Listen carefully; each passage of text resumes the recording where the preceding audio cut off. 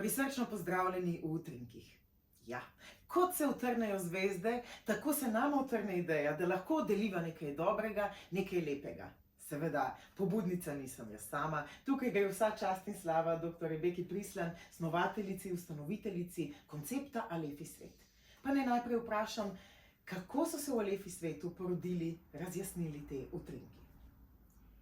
Ti utrinki so namenjeni imajo vizijo, da nam pomagajo, da nam s svojimi besedami, stavki, mogoče dajo malo za razmisliti idejo, kaj lahko spremenimo, oziroma preko njih dobimo potrditev, da kakšno stvar delamo mogoče prav, mogoče pa lahko z njimi si tudi pomagamo ali pa svojim najbližjim.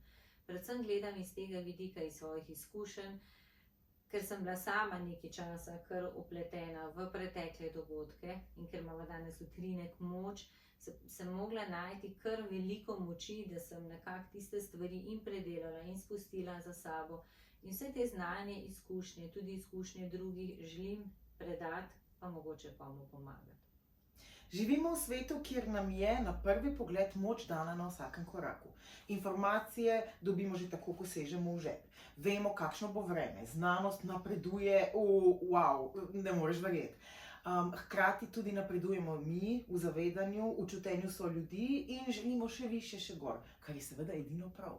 Ampak včasih zmanjka moči za to. Zakaj jo izgubljamo in kako in kje jo lahko spet najdemo?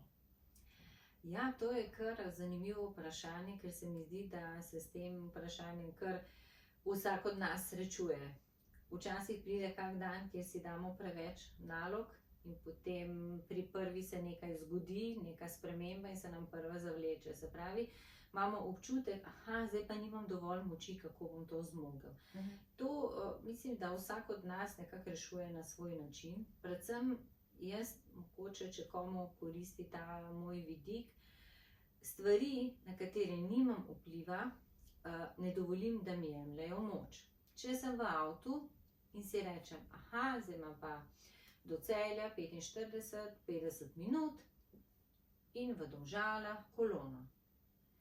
To ne morem nič vplivati na to. Tistemu, ki me čaka, sporočim, da pridem kasneje, ampak ta čas v avtu počakam.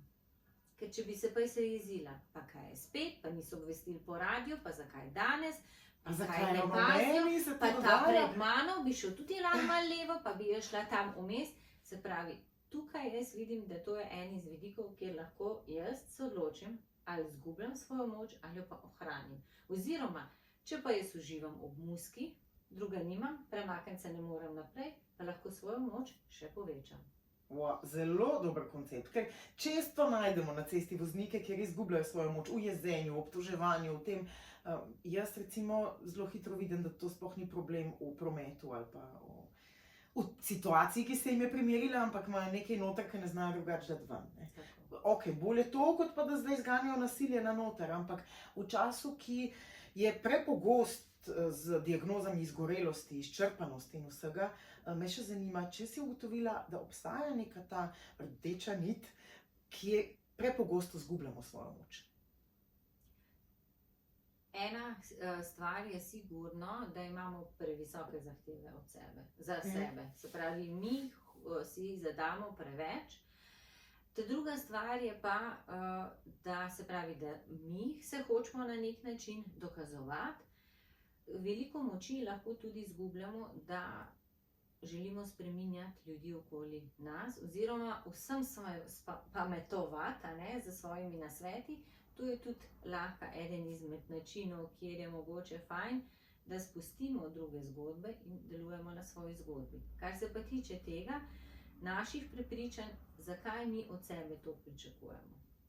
Zakaj hočemo danes vseh teh 5 zahtevnih nalog narediti. Zakaj ne naredimo danes 3, pa jutri 2? Ja, ne čakaj na jutri, ker lahko storiš danes. Zgrabi bika za roge, bodi vedno popoln, še bolj od popolnosti. Kaj pa telo? Kako je že? Čudovito napisano. Vzemi si čas za sebe in za svoje telo Vzemi si ta dan, ker če ne, bo tvoje telo povedalo, kateri dan bo to. Tako. In ni nujno, da bo tebi ta dan všeč. In zaradi tega mora vsak paziti, da telo ne reče ne. Ja. Zdaj pa bo moje telo in glava in duh vsi rekli, ja, Rebeka, preberi nam utrinek moč. Z močjo. Tako, da vidimo, kje lahko najdemo svojo moč. Moč. Imaš moč, ki ti pomaga premagovati ovire. Pogumno pojdi naprej. Poslušaj svoje srce. Majhen korak v pravo smer ti prinaša velike rezultate. Nikoli ne boš vsem ugajala. Pomembno je, da stojiš pokončno za svojimi besedami in dejanji. Samo ti veš, zakaj tako čutiš. Samo ti veš, zakaj si to želiš. Ne moreš spremeniti preteklosti, lahko pa v svoji knjigi življenja ustvariš novo poglavje. Imaš moč, ki te vodi, zato pogumno stopaj naprej. Sledi svojim sanjam. Zaupaj, da si na pravi poti.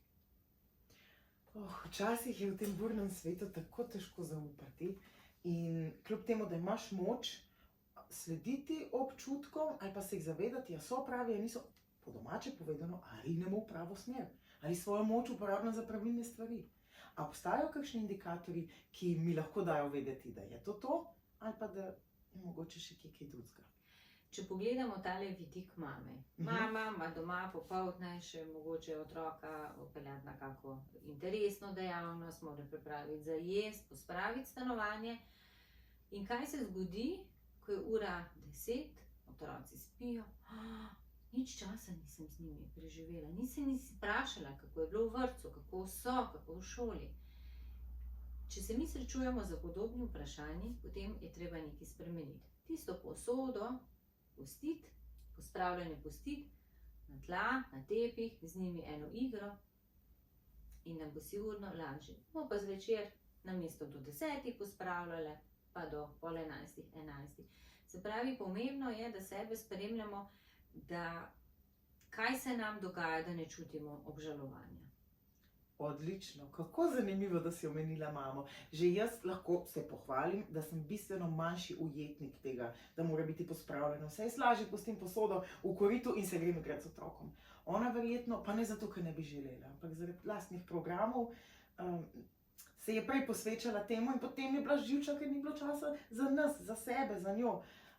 Ja, ne storimo teh napak in s to močjo pojdimo naprej. Kje pa ti najdeš svojo moč?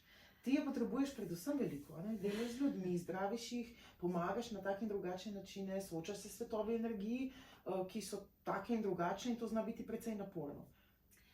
Jaz nekako mi je blizu, mi je to zaznavanje, čutenje, da nekomu prisluhnem.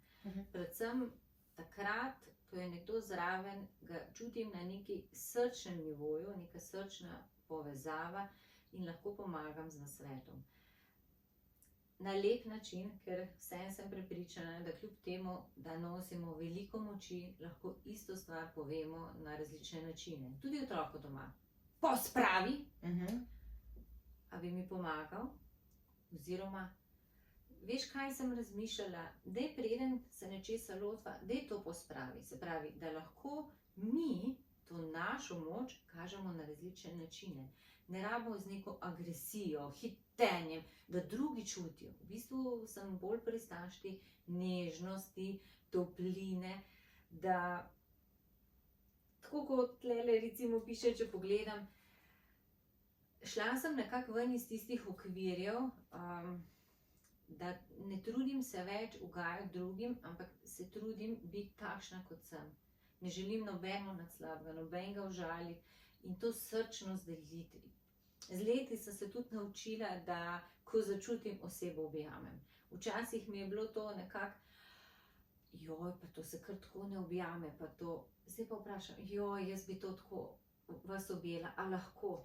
In to, da si dovolimo, se pravi, da ne rabimo drugim ugajati, ampak da smo takšni, kot smo. In šolo, jaz pravim, izpite, tudi tam smo se že dokazali. Tiste kljukice imamo iz vidika izobraževanja, ampak predvsem se je treba zavedati, da zelo veliko moči izgubljamo, če igramo različne vloge.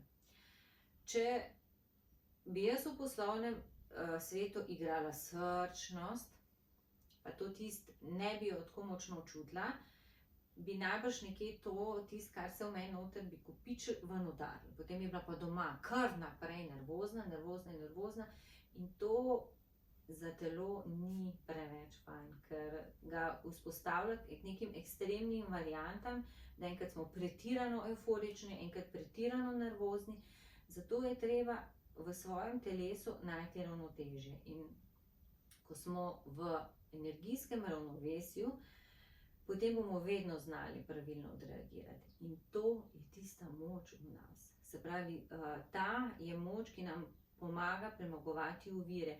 In tudi, če dobimo kakšno elektronsko sporočilo, kjer ni preveč prijazno, ki je mogoče agresivno naslonjeno, ne odreagiramo mi enako. Moramo narediti stop, se pravi, ja, tej osebi ne dovolimo, da z nami tako komunicira, ampak lepo na spoštljiv način. In spoštljivo in ljubeče sva tudi midve planirale ta utrinek. Naj vam in spoštljivo in ljubeče in s pravo močjo pokaže pot in da poguma in zagona, da stopate naprej po svoji poti. Pri naslednjih korakih pa se morda zopet ujamemo v novem utrinku. Hvala ti, Rebeka, vam pa vse lepo in vse dobro. Tebi.